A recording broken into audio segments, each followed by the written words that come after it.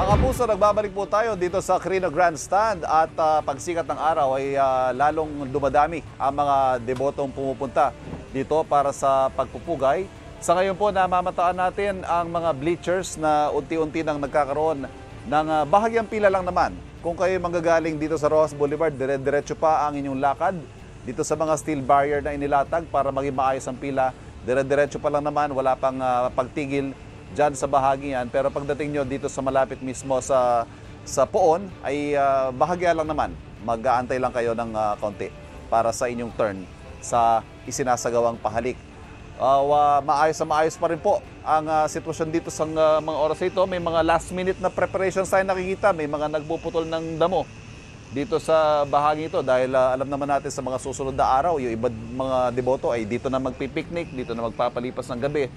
Hanggang diretso na yan hanggang sa araw ng pista ng Poong Jesus Nazareno.